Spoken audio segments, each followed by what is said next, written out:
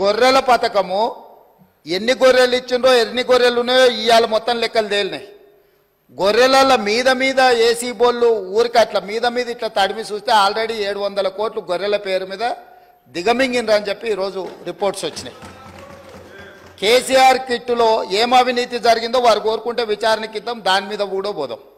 ఇదే కాకుండా గొప్ప పథకం అని చెప్పిన బతుకమ్మ చీరలలో జరిగిన అవినీతి మీద కూడా బతుకమ్మ చీరలు చేనేత కార్మికులకు పని కల్పిస్తున్నాం అని చెప్పి సూరత్ వెళ్ళి కిలోల కింద చీరలు తీసుకొచ్చి ఆడబిడ్డల్ని మభ్య పెడితే ఆడబిడ్డలే బయటకు వచ్చి తగులబెట్టిర్రు.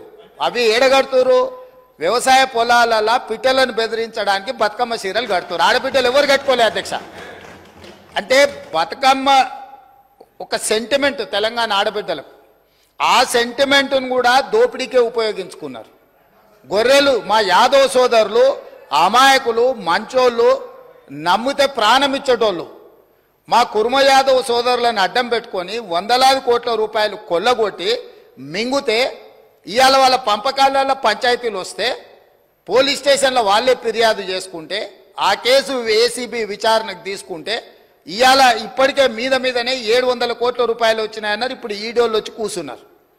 అదేవిధంగా మొన్నటి వరకు పదే మమ్మల్ని సవాల్ విసిరిండ్రు. ఏమని? అసలు కాళేశ్వరం మీద మేము పెట్టిందే 80,000 కోట్లు, కాళేశ్వరం ప్రాజెక్టే 80,000 కోట్లు అయితే 1,00,000 కోట్ల రూపాయల అవినీతి ఎట్లా జరిగింది? రాహుల్ గాంధీ గారు లీడర్ కాదు రీడరు అని ఇట్లాంటి మాటలు వీళ్ళే మాట్లాడారు. ఇప్పుడేమంటుండు? ఇప్పటి వరకు మేము 94,000 కోట్ల రూపాయలు కాళేశ్వరం ఖర్చు పెట్టినామంటున్నాడు. నిన్నటికి నిన్న పోయి చూసిర్రు ఎట్లా కూలిందో, ఇంకేమైనా మిగిలిందా లేదా అని. ఇవాళ ఇన్ని తప్పిదాలు చేసి ఉన్నాయని నమ్మి రంగారెడ్డి జిల్లాలో తమ రంగారెడ్డి జిల్లా నుంచి రిప్రజెంట్ చేస్తున్నారు అధ్యక్ష. మా మల్రెడ్డి రంగారెడ్డి గారు ఎప్పుడు మొత్తుకుంటుంటారు, అన్ని మా భూములు అమ్ముకున్నారు, కనీసం మాకు రోడ్లు కూడా వేయలేదు, మా డ్రైనేజ్కి కనీసం మురికి కాలువలు కట్టుకోనికి కూడా నిధులు ఇవ్వలేదు, మా కాలేజీలు కూడా కట్టుకోవడానికి నిధులు ఇవ్వలేదని మా మల్రెడ్డి రంగారెడ్డి గారు అంటుంటారు.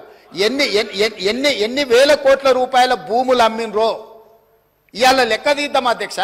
ఇవాళ అప్పుల లెక్క ఏదైతే చెప్తుండో అమ్ముకున్న లెక్కలు చెప్తలేడు.